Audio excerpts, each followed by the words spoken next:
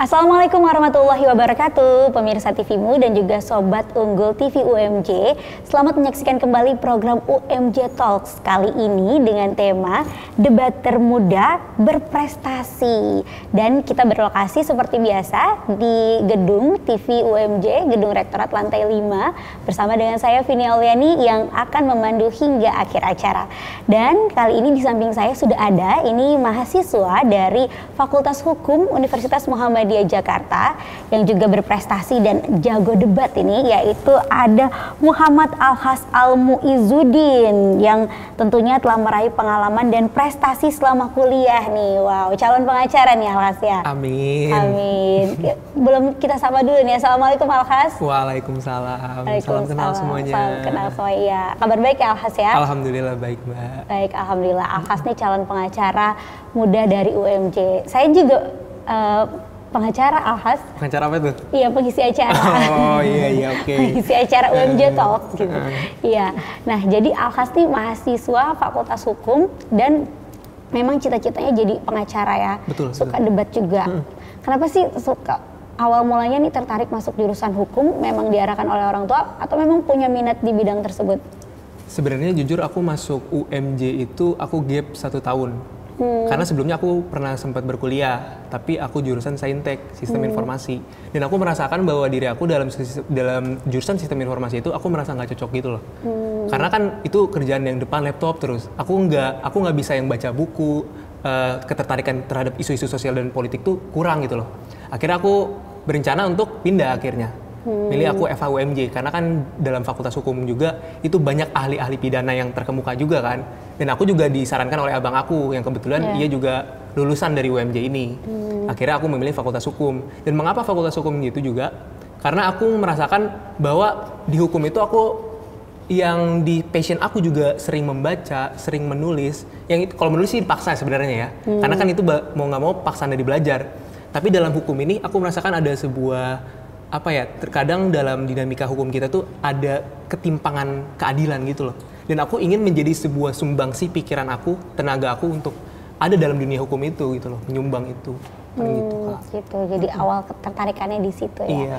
Iya. Nah, Alhas nih suka ikut kompetisi debat. Itu dari kapan tuh? Apakah semenjak masuk jurusan hukum atau sebenarnya ketika SMA juga suka gitu? Baru semenjak masuk jurusan hukum sih. Karena itu juga karena ada teman juga tuh yang sering diskusi bareng. Dan akhirnya ditawarin kan sama lembaga, kalau di FH tuh ada namanya kan LSO-nya Laskum, Lembaga Studi dan Konsultasi Hukum. Dan di situ aku ditawarin untuk jadi delegasi waktu itu. Pertama kali debat itu ada debat di FEB UMJ. Dan itu debatnya dari yang diselenggarain dari IMM dan tentang apanya sih itu bebas ya, tergantung mosinya sih ya. Kan itu dikasih 10 mosi dan itu untungnya dikasih 10 mosi untuk udah lama tuh. Nah, jadi aku udah nyiapin dari 10 mosi itu selama hampir 15 hari berturut-turut. Aku nyiapin 10 mosi dan setiap mosi itu aku siapin pro dan kontranya. Dan jadi pas itu aku siap gitu. Jadi kamu belajar 10 mosi itu 10 tema? Iya, 10 tema. Jadi kamu belajarin tuh semuanya ya? Karena diacak ya biasanya. Diacak biasanya memang. Jadi harus siap dengan setiap kemungkinan ya. Yang kita pilih yang mana nih, kita harus siap dengan kalau misalkan aku kontra, tema. aku bakal siap di pro-nya nih. Jadi aku bakal counterin di pro dan aku udah siap di kontranya. Sebaliknya pun seperti itu, paling itu. Gitu. Terus menang itu waktu ikut itu? Alhamdulillah yang FEB UMJ itu aku juara 1. Juara 1? Iya. Alhamdulillah ya, selamat ya Alhas. Nah itu gimana sih ikut lomba debat gitu biar bisa menang juga? Karena kan jangan sampai kan debat kusir ya, maksudnya debatnya kan juga harus dengan argumen yang kuat gitu. Nah itu strategi gimana tuh? Pertama sih kan dalam debat itu kan kita nggak boleh yang sentimental ya. Itu satu. Nggak boleh nafsu ya? Iya, nggak boleh sentimental secara perasaan ataupun secara yang subjektif. Kita kan perlu objektif gitu loh. Dan bagaimana cara kita bisa meraih nilai objektif itu kan kita harus bisa membaca. Kita harus bisa rajin dalam membaca apa yang kita cari dalam wawasan-wawasan yang ada dalam buku ataupun internet. Dan aku biasanya memang menyiapkan itu gitu loh.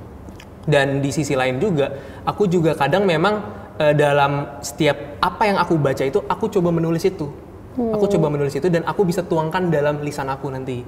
Jadi bagaimana kita dalam persiapan debat itu, ya sebenarnya ketika kita rajin membaca, rajin menulis, itu udah enak banget untuk itu bagaimana jadi cara ini kita ya, mengucapkan jadi inget lisannya. dengan secara nggak langsung ya.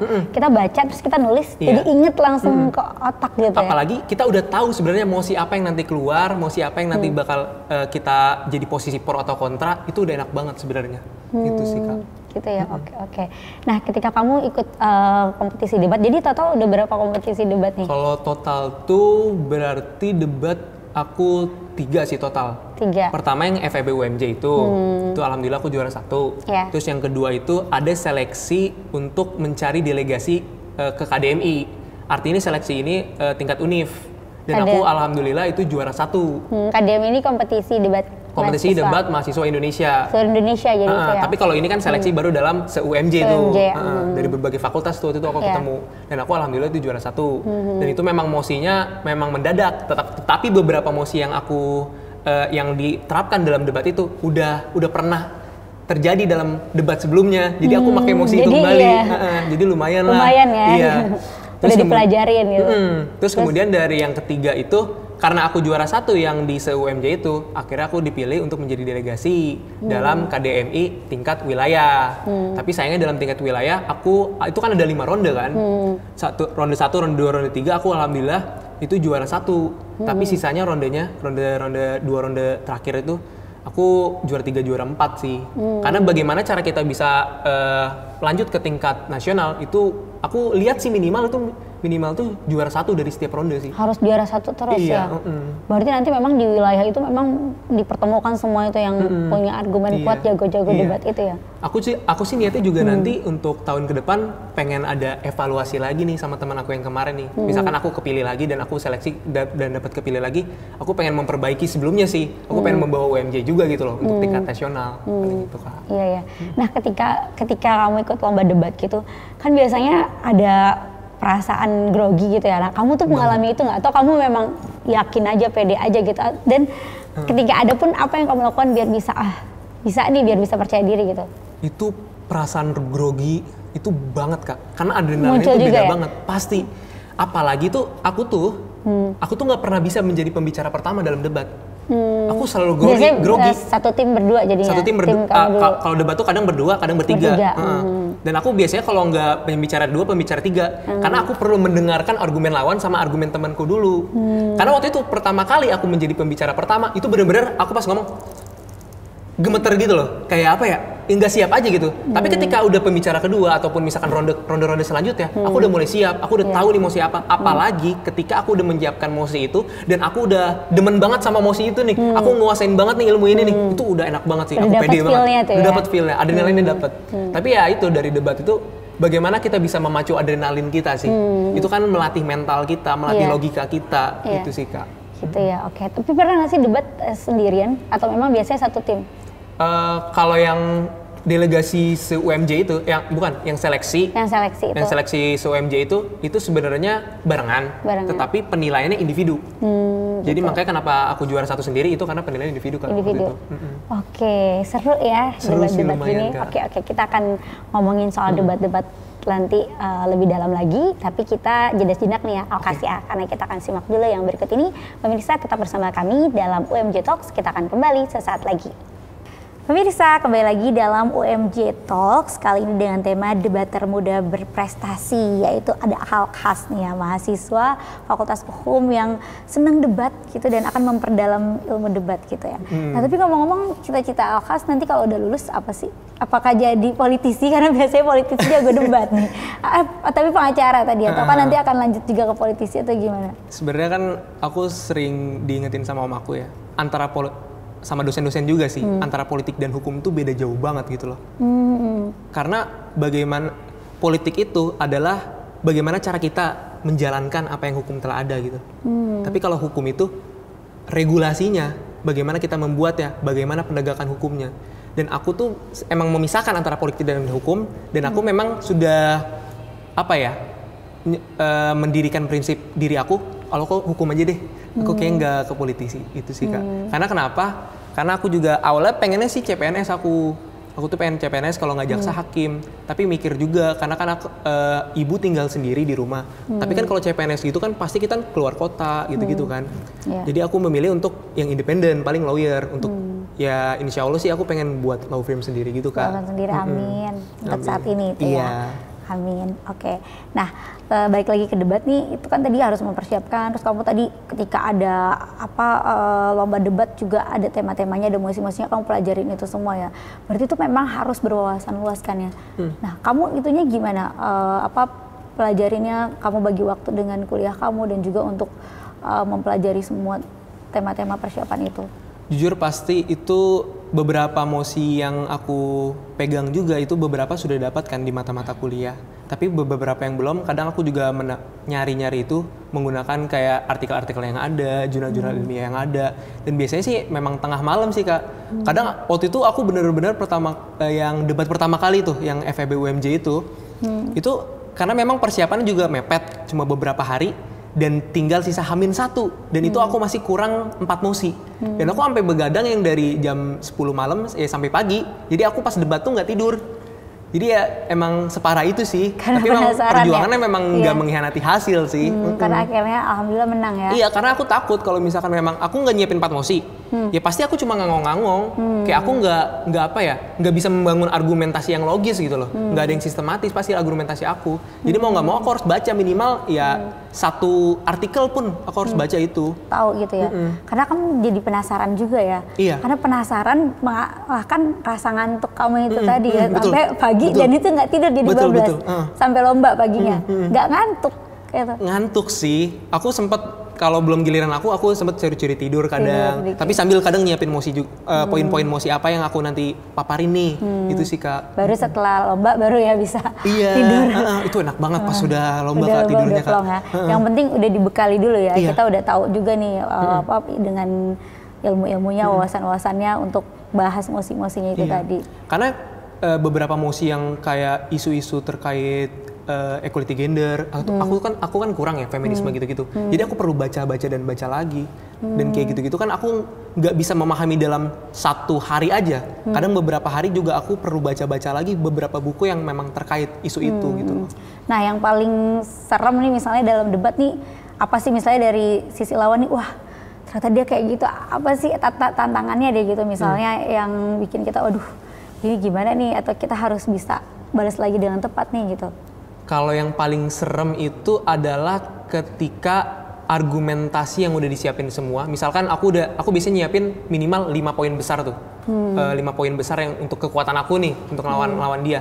Tapi ketika aku tahu nih sebenarnya apa yang poin aku sampaikan, misalkan poin A itu ada counternya dalam, misalkan di kontra itu ada counternya, aku udah pasti aduh skakmat nih, nggak bisa nih, mau nggak mau aku harus ganti poin lagi nih, nggak bisa kesini karena dia udah tahu nih celahnya. Itu sih Kak. Dan itu ya balas-balasan argumentasi itulah yang membuat aku ada adrenalin yang terus Jadi memacu seru, itu. Apalagi kan kalau debat itu kan kita gimana caranya bisa membuat ruang yang konstruktif gitu loh, ruang akademis yang konstruktif tanpa sebuah sentimental gitu. Tapi ketika misalkan ada lawan debat yang memang udah terpancing secara emosi, dia kadang mengeluarkan argumentasi yang dogmatis, ada argumentasi yang tidak logis. Itu aku senang banget itu gitu. kalau menguntungkan buat kita ya. Aku banget. Jadi wah dia udah termakan ya, nih, udah terpengaruh dia ke bawah nih ya. ke alur yang aku mau nih. Ya udahlah, bagus nih. Dan itu kan juri juga menilai kan. Menilai ya. Oke, nah jadi kalau untuk debat apa yang harus kita kuasai nih? Mungkin bisa bagi juga tips-tipsnya, apakah percaya diri atau mungkin ketika kita panik jangan dikasih lihat, jadi apa aja nih? Pertama, debat itu kita sebanyak-banyaknya kita menyiapkan mosi itu kita nggak bakal bisa ngebaca mosi. Karena pertama, debat itu bukan pidato. Itu satu. Betul. Kedua, kita memang sebelumnya udah bisa melatih public speaking kita. Karena beberapa yang memang belum terbiasa berbicara di depan umum itu kurang. Takutnya gagap malah ya, bisa gagap atau terbata-bata. Karena ada temen gitu. aku yang dipaksakan karena dia belum biasa berbicara di depan umum itu, ya akhirnya baca gitu loh. Dan itu kan akhirnya menjadi nilai yang rendah untuk juri minus, gitu. Iya. Nilai minus. Dan aku harap bagi mereka yang untuk menyiapkan kompetisi debat ini sudah biasa untuk public speaking. Itu kedua ya. Ketiga, rajin membaca sama menulis. Karena kan kita tidak jauh dari itu. Apa yang kita baca kemudian kita tulis itu kan ada sebuah konstruksi pikiran yang terjadi gitu loh di saat kita menulis. Soalnya kalau kita ngebaca doang, misalkan membaca atau mendengar, pasti kan hanya sekilas aja gitu kan. Iya. Tapi kalau kita udah menulis itu, kita membuat pikiran kita itu dengan cara yang struktur gitu, dan sistematis gitu Kak. Sistematis gitu, oke. Jadi tadi yang pertama adalah kita harus siapkan mosinya itu, kita harus tahu semuanya ya, bahan-bahan itu. Karena kita nggak tahu nih serangan lawan seperti apa gitu kan. Kedua, belajar juga ilmu public speaking, dimanapun ya ada kesempatan. Tampil latihan aja dulu untuk pemula, mungkin nggak apa-apa ya, masih harus latihan. Apalagi latihan depan kaca kurang-kurang itu penting dikit banget, ya, Kak. latihan depan kaca ya. Itu penting banget. Oke. Yang ketiga tadi ada terus perbanyak wawasan ya, agar kita ada argumen lagi untuk memperkuat debat kita itu tadi ya. Oke, mantap. Ini Alhas. Terima kasih tips-tipsnya. Nah, Alhas ini selain suka ikutan kompetisi debat, ternyata Alhas ini juga pernah ikutan lomba video iklan layanan masyarakat ya? Betul. Wow, keren. Betul. Ini boleh ceritain ya, tapi Boleh simpen banget. dulu Alhas. Karena kita mau lihat yang berikut ini dulu nih, pemirsa. Kita akan kembali membahasnya setelah yang satu ini. Pemirsa TVmu dan juga Sobat Unggul TV UMJ, kembali lagi dalam UMJ Talks. Kita membahas tema mengenai debaters muda berprestasi bersama dengan Alhas. Ya, Alhas ternyata ikut lomba debat itu seru ya, walaupun menegangkan tapi memicu adrenalin gitu ya. Oke. Nah, Alhas ini juga pernah ikutan lomba iklan layanan masyarakat dan juara 1. Alhamdulillah juara 1 juga. Alhamdulillah. Nah, itu gimana tuh? Boleh ceritain? Jadi waktu itu kan, jadi di samping aku berkuliah dan berorganisasi, aku kan juga cari sampingan kerja ya. Dan kebetulan emang skill aku di videografi, fotografi gitu Kak. Itu dari SMA? Itu baru semenjak juga? Aku dari SMA mau ke kuliah, transisi itu. Aku mulai belajar kamera dan aku memang alhamdulillah dapat job di sana gitu. Nah, dan temen aku ngajakin nih, Kas ikut yuk, mau nggak ngedirect nih film?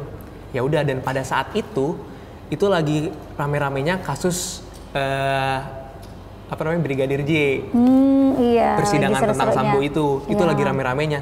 Dan aku mengangkat isu itu dalam film itu, dan alhamdulillahnya karena mengangkat isu itu yang terkait kayak integritas hakim, mafia dalam pengadilan, itu aku mengangkat isu itu, jadi menjadi nilai plus aku, dan alhamdulillah aku juara 1 untungnya. Keren ya.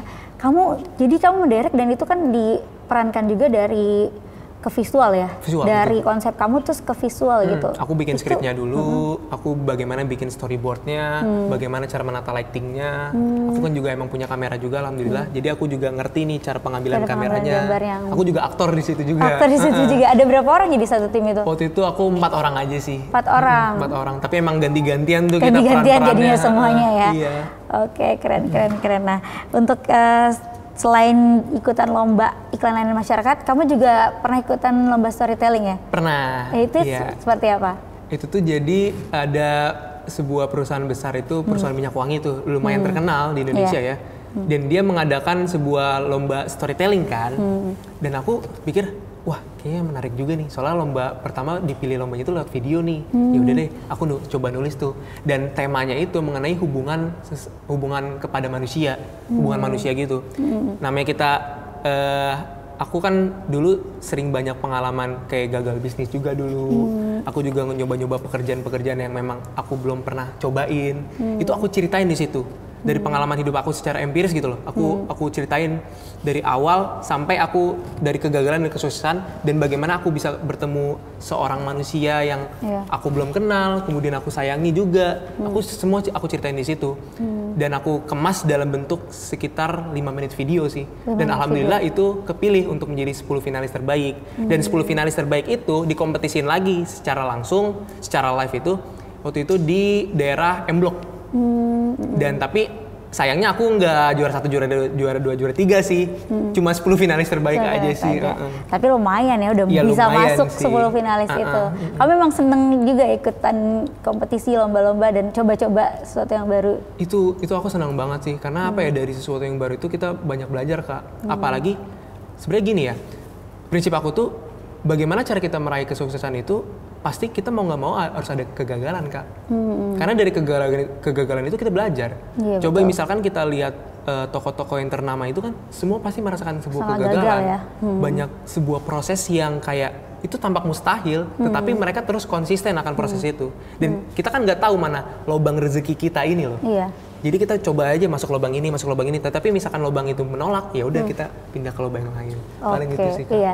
Nah, kamu nih sepertinya tipenya ini yang move on-nya cepet ya. Karena kan tadi kamu cerita pernah mengalami kegagalan, tapi abis itu terus kamu tuangkan justru ikut lomba gitu. Nah, itu gimana biar bisa bangkit lagi dari kegagalan, nggak lama-lama gitu terpuruknya? Sebenarnya kalau dibilang move on tuh nggak cepet sih Kak, karena memang Proses juga. apalagi dari kegagalan itu kan banyak yang menyakitkan gitu loh, banyak yang kayak ya kita merasa wah ini bukan diri kita nih, wah kayaknya apa yang aku lakukan salah deh nih.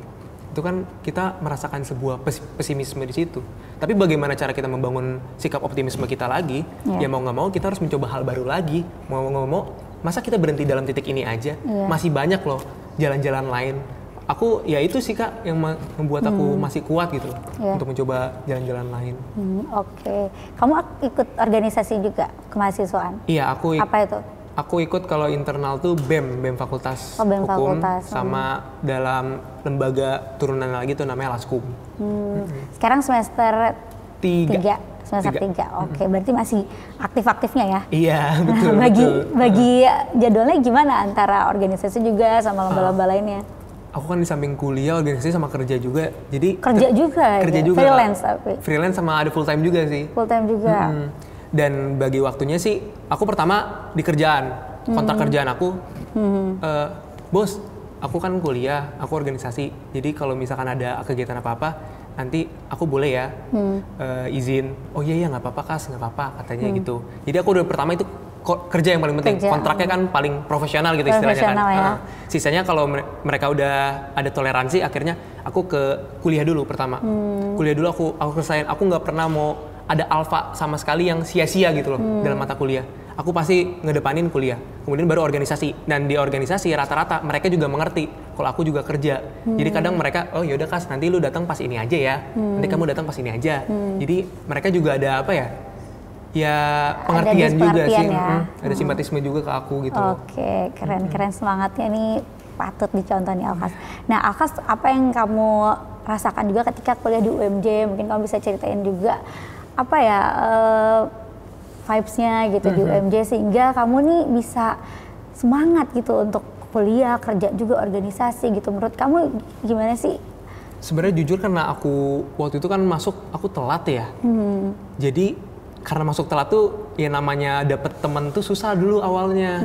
Karena kan kita sulit untuk bersosialisasi kalau belum dari awal gitu. Akhirnya aku cuma menunjukkan bakat dan kemampuan aku aja sih pas itu, dan akhirnya banyak juga yang mendekat dan akhirnya banyak juga teman akhirnya dan banyak kenal gitu loh kan. Jadi dari situ, dan bagaimana aku bisa terus berkembang di UMJ ini ya karena memang lingkungannya juga konstruktif sih Kak. Dari teman-teman yang selalu ada teman yang ngajak nongkrong, ada teman yang ngajak diskusi, ada teman yang ngajak main, ada teman yang ngajak belajar. Apalagi kalau misalkan udah menjelang ujian, tuh ada aja yang ngajak, ayo Kas, nih bahas ini yuk, bahas mata kuliah ini yuk, ayo. Jadi aku juga semangat gitu. Semangat ya. Tapi di sisi lain juga ada organisasi yang bisa mengembangkan diri aku juga. Contohnya kan Laskum dan BEM itu. Aku misalkan di BEM, aku berusaha untuk bisa menuangkan pikiran aku dalam tulisan-tulisan. Kalau misalkan di Laskum, aku juga mengembangkan, itu kan Laskum itu kan bergerak dalam akademik ya. Aku juga mencoba belajar untuk peradilan semu tuh kalau misalkan dalam fakultas hukum tuh ada. Jadi bagaimana cara kita merekayasa sebuah pengadilan, itu persemu, dan aku belajar itu. Dan aku juga sekarang dalam Laskum itu juga lagi memproduksi film juga. Produksi film juga. Yang film itu juga akan judulnya nanti ada namanya itu Menuju Dakwaan. Menuju Dakwaan. Nanti lah coming soon itu kayak. Oke, siap. Kita tunggu.